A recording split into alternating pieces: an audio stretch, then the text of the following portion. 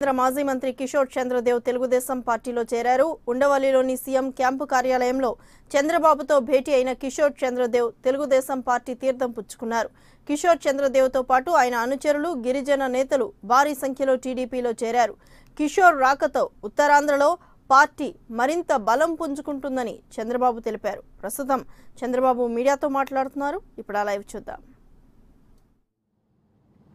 మనం కష్టపడతాం, సంపద సృష్టిస్తాం, మనం ముందుకు పోతాం. అది జరగకూడదని ఆయన జగన్మోహన్ రెడ్డి సపోర్ట్ చేస్తాడు. ఇక్కడ జగన్మోహన్ రెడ్డి మీరు చూశారు, కోడికత్తి కేసు. మనకు సంబంధం లేదు, కోడికత్తికి మనకు సంబంధం ఏముంది? ఆ కేసు అడ్డం పెట్టుకొని మన మీద ఆరోపణ చేస్తాడు. రెండోది మీరు చూస్తే ఆ కేసు పైన ఎన్ఐఏ ఎంక్వైరీ చేస్తారు. కేంద్ర ప్రభుత్వాలు వేయకూడదు. లా అండ్ ఆర్డర్ మన సబ్జెక్ట్, అది వాళ్ళు రావడానికే వీలు లేదు. నేను ఆ మాటే చెప్పాను, లెటర్ రాశాను. ఒకవేళ మీకేమైనా అన్యాయం జరిగితే కోర్టుకు వెళ్ళండి, కానీ కేంద్రం పరిధి లేనిది ఇక్కడ మీరు అతిక్రమించడం తప్పని చాలా స్పష్టంగా చెప్పాం. అయినా కూడా వాళ్ళకి ఇస్తారు. వాళ్ళు ఎంక్వైరీ చేశారు. ఎంక్వైరీ చేస్తే ఏముందంటే మన ఎంక్వైరీనే వాళ్ళు కూడా చెప్పే పరిస్థితి వచ్చింది. నేను అడుగుతున్నా, ఇలాంటి కేసు ఏ విధంగా కేంద్రం తీసుకుంటారు? ఏ విధంగా ఒక అవినీతి పరుడిని మీరు సపోర్ట్ చేస్తారో మీరు సమాధానం చెప్పాల్సిన అవసరం ఉంది. ఈరోజు మొత్తం కేసులన్నీ ఉంటే ఈ నరేంద్ర మోడీ గారు గొప్పగా చెప్పారు మనందరికి మాటలు. మొత్తం అవినీతి పరులందరినీ జైల్లో పెట్టేస్తానన్నారు. మొత్తం డబ్బులంతా కూడా స్విస్ బ్యాంకులో అకౌంట్స్ అనేది తీసుకొచ్చి ఒక్కొక్కరి 15 లక్షలు ఇస్తామన్నారు. దేశాన్ని మార్చేస్తామన్నారు. ఇంకో పక్క ఎక్కడో రాజీ పడని మాట్లాడారు. ఈరోజు మీరు చూస్తే ఈ దేశం నుంచి అవినీతి పరులు విదేశాలకు పారిపోయారు. దేశం నుండి అవినీతి పరుల్ని కేసులు ఎవరిపైన ఉన్నాయో వాళ్ళందరినీ కాపాడే పరిస్థితికి వచ్చారు. కడాన ఎవరైతే నీతివంతమైన రాజకీయం చేశారో వారిపైన దాడులు పెంచే పరిస్థితికి వచ్చారు. బురజల్లే కార్యక్రమానికి శ్రీకారం చుట్టారు. నేను అందుకని ఈరోజు మనందరం కూడా ఆలోచించుకోవాల్సిన అవసరం ఉంది. ఈరోజు ఈ ముగ్గురు మన మీద కుట్రబన్నారు. మనకు రావాల్సిన ఆస్తులు రాలేదు, మనకు రావాల్సిన కేంద్ర నిధులు రాలేదు, కేంద్రం ఇచ్చిన హామీ ప్రత్యేక హోదా ఇవ్వలేదు. కానీ 4.5 సంవత్సరాలుగా నానా కష్టాలు పడ్డాం, తెలివిగా పనిచేశాం. ఈరోజు మీరు ఒక్కసారి చూస్తే గిరిజనుల కోసం ఇప్పుడే ఒక విషయం మన కిషోర్ దేవ్ గారు చెప్పారు. ఆ రోజు మీరు ఒక్క విషయం గుర్తుపెట్టుకోవాల్సిన అవసరం ఉంది. బాక్సైట్ది ఎవరిచ్చారని అడుగుతున్నా. ఈ మాయమాటలు చెప్పే రాజశేఖర్ రెడ్డి కుమారుడు ఇక్కడ మాయమాటలు చెప్తున్నాడు. ఆ రోజు బాక్సైట్ ప్రైవేట్ పరం చేసింది, ఫ్యాక్టరీకి అనుమతి ఇచ్చింది రాజశేఖర్ రెడ్డి తప్ప ఇంకొకటి కాదు. ఆ రోజు ఇప్పటికి కూడా నాకు జ్ఞాపకం ఉంది. ట్రైబల్ వెల్ఫేర్ మినిస్టర్గా ఉండి కిషోర్ చంద్రదేవ్ గారు చాలా స్పష్టంగా చెప్పారు, ఇది ఇవ్వడానికి వీలు లేదని కేంద్రం పైన పోరాడిన వ్యక్తి కిషోర్ చంద్రదేవ్ గారు. ఇది ఐ విట్నెస్. రాజశేఖర్ రెడ్డి గారు చనిపోవచ్చు, కానీ ఇది వాస్తవం. ఈ విషయం గిరిజనులకు మీరు చెప్పాల్సిన అవసరం ఉంది. ఇప్పుడు కూడా మన మీద బురద జల్లే కార్యక్రమానికి వచ్చారు. ఈ బురద జల్లినా మనకు ఏమాత్రం సంబంధం లేని విషయం. నేను వస్తానే మొత్తం ఎంక్వైరీ చేశాను. ఎంక్వైరీ చేసిన తర్వాత మొత్తం ఆలోచించాను. ఆలోచించక లాభం లేదు. అతిక్రమణ జరిగింది, ఇందులో అవినీతి జరిగింది, దుర్మార్గం జరిగింది. అందుకే నేను ఇమ్మీడియట్గా ఆ లైసెన్స్ మొత్తం క్యాన్సిల్ చేశారని చెప్పి తెలియజేస్తాను. నేను చేశాను. ఆ రోజు కిషోర్ చంద్రదేవ్ గారు ఢిల్లీ నుంచి మంత్రిగా ఉండి పంపించిన, ముఖ్యమంత్రిగా ఉండి అధికారం ఉంది కాబట్టి అక్కడ స్టాప్ చేయగలిగారు, కానీ దాన్ని క్యాన్సిల్ చేయలేకపోతే నేను వచ్చిన తర్వాత దాన్ని క్యాన్సిల్ చేసి ఆ ప్రాంత ట్రైబల్స్కి న్యాయం చేసింది తెలుగుదేశం ప్రభుత్వం అని చెప్పి కూడా నేను మీకు తెలియజేస్తున్నా. వీళ్ళు ఇచ్చిన వ్యక్తులు ఇంటర్నేషనల్ కోర్టుకు వెళ్ళారు. ఇప్పుడు కూడా కేంద్ర ప్రభుత్వం ఒత్తిడి తెస్తే నేను ఒకటే చెప్పాను, ఇది గిరిజనుల మనోభావాలకు సంబంధించిన విషయం, గిరిజనుల హక్కుల కోసం సంబంధించిన విషయం. ఈ ప్రాంతంలో మీ ఇష్ట ప్రకారం చేస్తే చాలా సమస్యలు వస్తాయి. ఆ రోజు అన్యాయం జరిగింది, అవకతవకలు జరిగాయి కాబట్టి మేము దాన్ని క్యాన్సిల్ చేశామని చాలా స్పష్టంగా నేను వాళ్ళకు కూడా చెప్పాం. ఇప్పుడు కూడా ఇది ఇంటర్నేషనల్ కోర్టుకి వేశారని చెప్పి మనం కూడా చెప్తే మన వాళ్ళకు కూడా చెప్పి గట్టిగా సమర్థవంతంగా దాన్ని ఆర్గ్యూ చేయమని కూడా చెప్పామనే విషయం మీకు చెప్తున్నాను. ఒక వ్యక్తి సృష్టించిన కల్లోలం, ఒక వ్యక్తి రాజకీయ ప్రయోజనాల కోసం చేసిన సమస్య, ఆ వ్యక్తి ట్రైబల్ ఏరియాలో ఉండే సంపదని విదేశీ కంపెనీలకు, అది కూడా మీరు ఒకసారి చూస్తే ఆ దేశంతోనే ఎంఓయూ చేసుకున్నారు. అది చిన్న దేశం, ఆ దేశం పెద్ద దేశం కూడా కాదు. దాంతో ఈరోజు ఒక ఎంఓయూ చేసుకుని గిరిజనుల సంపద వేరే వాళ్ళకు దోచిపెట్టడానికి ప్రయత్నం చేసిన వ్యక్తి ఆనాటి రాజశేఖర్ రెడ్డి. దాన్ని కాపాడడానికి పోరాడిన వ్యక్తి కిషోర్ చంద్రదేవ్. దాన్ని క్యాన్సిల్ చేసింది నేనని చెప్పి కూడా నేను మీకు తెలియజేస్తున్నా. ఈ విషయాన్ని మీరు ప్రముఖంగా రేపు ఎలక్షన్లో తీసుకెళ్ళాలి. నాకేమాత్రం అనుమానం లేదు, తప్పకుండా కిషోర్ చంద్రదేవ్ గారు డెఫినెట్గా ఈ ప్రాంతంలో బ్రహ్మాండంగా గెలుస్తారు. గెలవడానికి ఎలాంటి ఇబ్బంది లేదని కూడా తెలియజేస్తున్నాను. అందుకే వారు వస్తానని అనుకున్నాను. అలాంటి మంచి వ్యక్తి ఎంపీగా ఉండాలని నా కోరిక. ఆ విషయం కూడా మీరు గుర్తుపెట్టుకోవాల్సిన అవసరం ఉంది. రేపు ఎల్లుండో కూర్చొని అందరితో కూడా ఎమ్మెల్యేస్ అందరితో మాట్లాడి ఏ విధంగా ముందుకు తీసుకుపోవాలని తీసుకెళ్తాం. ఇంకొక విషయం కూడా గుర్తుపెట్టుకోవాలి మీరు. ఐటీడీఏలు పెట్టింది ఎన్టీ రామారావు గారు, గిరిజన పాఠశాలలు పెట్టింది ఎన్టీ రామారావు గారు, గిరిజన ప్రాంతాల్లో అభివృద్ధి చేసింది తెలుగుదేశం పార్టీ, ఆనాడు ఎన్టీ రామారావు గారు. ఈరోజు నేనని మరొక్కసారి మీ అందరికీ తెలియజేస్తున్నా. నేను సవాలు కూడా విసురుతున్నాను. రాజశేఖర్ రెడ్డి ముఖ్యమంత్రిగా ఉండి గిరిజనులకు ఏం చేశారు? ఈరోజు తెలుగుదేశం పార్టీ అధికారంలోకి వచ్చిన తర్వాత గిరిజనులకు ఎంత పెద్ద ఎత్తున సహాయం చేశామో మీరు అందరూ గుర్తుపెట్టుకోవాల్సిన అవసరం ఉంది. నేను ఆ రోజే గిరిజనుల కోసం చైతన్యం పెట్టాను. గిరిజన ప్రాంతంలో అన్ని వనరులు ఉన్నాయి, కానీ వాళ్ళకి కావాల్సిన చైతన్యం కావాలి. ఇప్పుడు మీరు ఒకసారి చూస్తే మనం అన్ని పనులు చేస్తే మొన్న ఎన్నికల్లో వాళ్ళని మోసం చేసి సీట్లు గెలిచారు. ఆ పరిస్థితి ఈరోజు లేదు, నాకు అనుమానం లేదు. 7 అసెంబ్లీ సీట్లకి ఈ పార్లమెంట్లో 7కు 7 మనమే గెలుస్తామని చెప్పి కూడా నేను మీకు తెలియజేస్తున్నా. ఈరోజు మీరు ఒకసారి చూసినప్పుడు ఇక్కడ 2014-18 వరకు 10,033 కోట్ల రూపాయలు మనం గిరిజన అభివృద్ధి కోసం ఖర్చు పెట్టాం. ట్రైబల్ రోడ్డు కనెక్టివిటీ కోసం 1,534 రోడ్ల కోసం 2,871 కోట్లు, 2,871 కిలోమీటర్ల కోసం 866 కోట్ల రూపాయల ఇన్వెస్ట్మెంట్ కోసం శ్రీకారం చుట్టాం. 156 కోట్లతో 1057 హ్యాబిటేషన్లో కొత్తగా సేఫ్ డ్రింకింగ్ వాటర్ కింద మినరల్ వాటర్ ఇస్తున్నాం. ఇంకో పక్క న్యూ ఐటీడీఏ చింతూరులో ఇచ్చాం. అన్ని ప్రాజెక్ట్ డైరెక్టర్లని ఈరోజు మనం ఐఏఎస్ ఆఫీసర్లు పెట్టాం. ఆర్థికంగా పైకి తేవడానికి 553 కోట్ల రూపాయలు ఖర్చు పెట్టాం.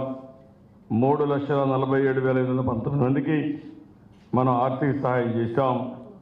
ఇన్నోవా కార్లు ఇచ్చాం. ఇంకా పెద్ద ఎత్తున కార్యక్రమాలకు శ్రీకారం చుట్టాం. ఇంకొక పక్కన మీరు చూస్తే 3,066 కోట్ల రూపాయలు ఈరోజు ప్రీ అండ్ పోస్ట్ మెట్రిక్ స్కాలర్షిప్లు ఇచ్చాం. ఎన్టీఆర్ విద్యోన్నతి పెట్టాం, విదేశ విద్య పెట్టాం. ఈరోజు విదేశ విద్య కింద గిరిజనులు బాగా చదువుకుంటే 15 లక్షల రూపాయలు ఇచ్చి వాళ్ళు ఏ దేశంలో కావాలంటే ఏ యూనివర్సిటీ కావాలంటే పంపించే బాధ్యత ఈ ప్రభుత్వం తీసుకుంటున్నామని చెప్పి కూడా నేను మీకు తెలియజేస్తున్నా. గురుకుల పాఠశాలలు 1,86,000 మంది పిల్లలు చదువుతున్నారు. ఏకలవ్య ఆదర్శ రెసిడెన్షియల్ స్కూల్స్ అని ఏర్పాటు చేసి ఒక 14 ఇచ్చాం. ఈరోజు నా ఆలోచన ఒకటే, ప్రతి ఒక్క గిరిజన పిల్లల్ని మట్టిలో మాణిక్యాలు, అడవిలో ఉండే ఈ పిల్లలు ఈరోజు బాగా చదివిస్తే అందరికంటే బ్రహ్మాండంగా రాణిస్తారు. నా పట్టుదలదే. ఈ యొక్క గిరిజన ప్రాంతాల్లో రెసిడెన్షియల్ స్కూల్స్ పెట్టి ప్రతి ఒక్కరిని బ్రహ్మాండంగా చదివించే బాధ్యత, భావితరాల పౌరులుగా తయారు చేసే బాధ్యత ఈ ప్రభుత్వం తీసుకుంటాం. ఇంకొక పక్కన అక్కడ ఉండే వనరులన్నీ చాలా వనరులు ఉన్నాయి, మీరు గుర్తుపెట్టుకోవాలి. ఎందుకంటే గిరిజన ఏరియాలో ఫారెస్ట్ ఏరియా కాబట్టి ఆర్గానిక్ ఫార్మింగ్ పోతే చాలా పెద్ద ఎత్తున ఆదాయం వస్తుంది. వాతావరణాన్ని మనం ఉపయోగించుకోగలిగితే అరకు కాఫీ కానీ, పెప్పర్ కానీ, ఇవన్నీ కూడా మిరియాలు కానీ ఇవన్నీ పెద్ద ఎత్తున తయారు చేసుకునే అవకాశం వస్తుంది. ఈ ప్రాంతంలో టూరిజాన్ని కూడా మనం బాగా ప్రమోట్ చేసుకునే అవకాశం వస్తుంది.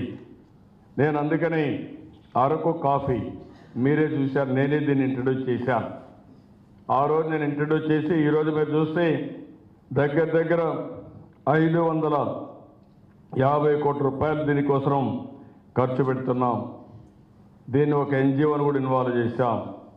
1,58,000 ఎకరాల్లో 1,54,413 మంది గిరిజన రైతులకు సహాయం చేస్తున్నాం. ఇక్కడ షేడ్ నెట్లు ఇవన్నీ తీసుకుంటున్నాం.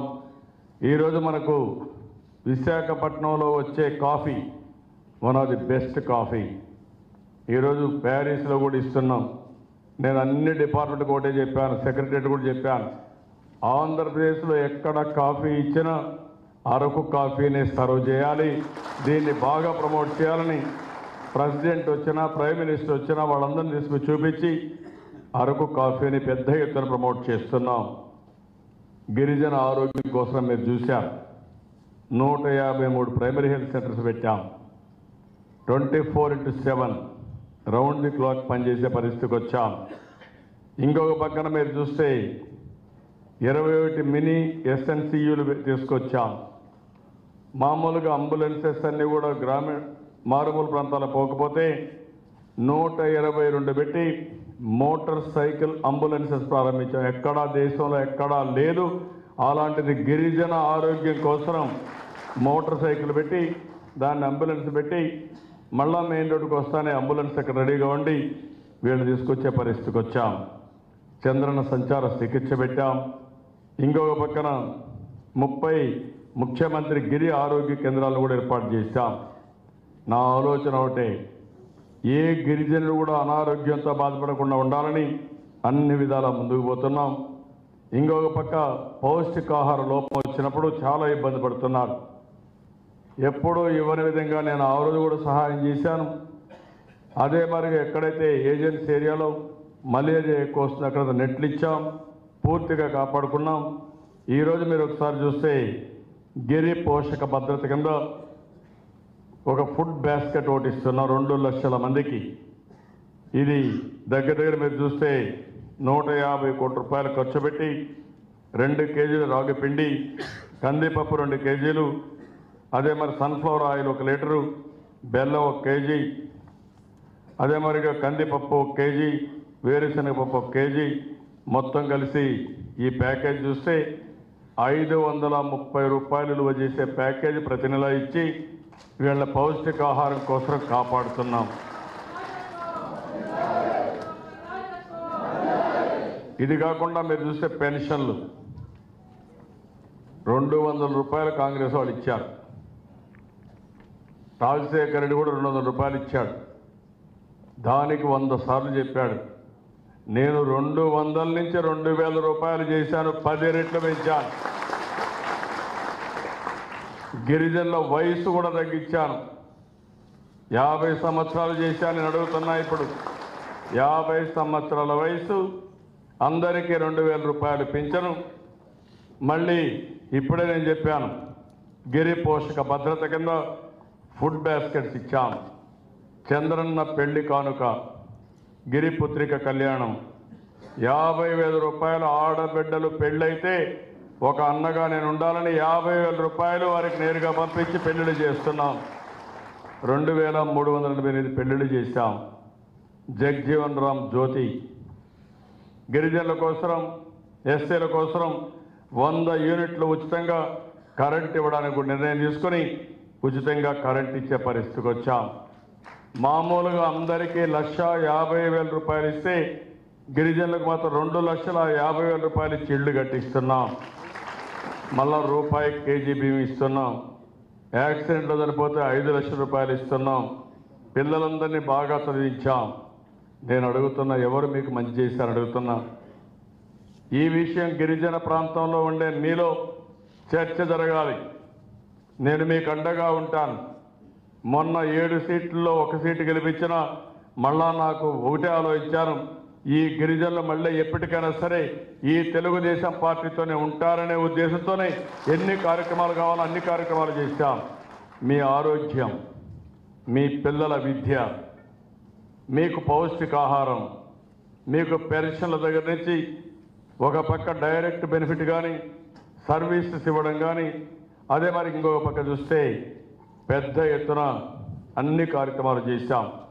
మరుగుదొడ్లు కట్టేయడం, సిమెంట్ రోడ్లు వేయడం, ఎల్ఈడి బల్బులు పెట్టడం, చాలా పనులు చేశాం. ఇవన్నీ కూడా మళ్ళీ కొనసాగాలంటే తెలుగుదేశం పార్టీ రావాలి, తెలుగుదేశం ప్రభుత్వం రావాలి. లేకపోతే చాలా ఇబ్బందులు వచ్చే పరిస్థితి వస్తుంది. ఈ విషయం మీరు గుర్తుపెట్టుకోవాల్సిన అవసరం ఉంది. ఇటీవల నేను 4-5 ప్రోగ్రాములు ఇచ్చాను, మీరు చూసుంటారు. పసుపు కుంకుమ కింద ఆడబిడ్డలందరికీ 10,000 రూపాయలు ఇచ్చాను. నేను ఒకటే ఆలోచించాను, మీరు కన్న తల్లిదండ్రులు ఇవ్వలేకపోవచ్చు కానీ, మీతో పుట్టిన అన్నదమ్ములు ఇవ్వలేకపోవచ్చు కానీ, ఒక అన్నగా మా చెల్లెళ్ళకి 95 లక్షల మందికి 10,000 రూపాయలు చొప్పునిచ్చాను. పిల్లలు కూడా తల్లిదండ్రులు సరిగా చూసుకోకపోతే వాళ్ళకుండే ఇబ్బందులు కావచ్చు, వాళ్ళకుండే ప్రాధాన్యతలు కావచ్చు, ఎన్నో ఇబ్బందులు వచ్చి కడాన పెళ్ళిళ్ళు అయిన తర్వాత వీళ్ళు తల్లిదండ్రులు గౌరవించలేకపోతే నేను ఒకటే ఆలోచించా, 200 రూపాయల నుంచి 2,000 రూపాయలు చేసి కనీసం పిల్లలు కూడా వాళ్ళని చూసిన తర్వాత వాళ్ళని గౌరవించే పరిస్థితి తీసుకొచ్చారంటే, భద్రత ఇచ్చే పరిస్థితి తీసుకొచ్చామంటే అది తెలుగుదేశం పార్టీ చూపించిన చొరవ. అదే మరి రైతులకు కూడా అన్నదాత సుఖీభవలో 9,000 రూపాయలు గవర్నమెంట్ ఆఫ్ ఇండియా ఇచ్చే డబ్బులు కాకుండా అదనంగా మనం ఇస్తున్నాం. అదే మరిగా అందరి రైతులకు 10,000 రూపాయలు ఇస్తున్నాం. నిరుద్యోగులందరికీ మీరు ఒకసారి గుర్తుపెట్టుకోవాలి, చదువుకున్న తర్వాత నేను ఒకటి ఆలోచించాను, మళ్ళీ తల్లిదండ్రులకు భారం లేకుండా 2,000 రూపాయలు రేపు మార్చి నుంచి నేనే పెట్టాను. దేశంలో ప్రపంచంలో ఎక్కడా లేదు. ఒకప్పుడు 1,000 రూపాయలు ఇచ్చాం, ఇప్పుడు 2,000 రూపాయలు ఇస్తున్నాం. అంతేకాదు అందరినీ స్కిల్ డెవలప్మెంట్ కూడా చేసి ఉద్యోగం వచ్చే వరకు నేను బాధ్యత తీసుకుంటున్నానని చెప్పి కూడా నేను మీకు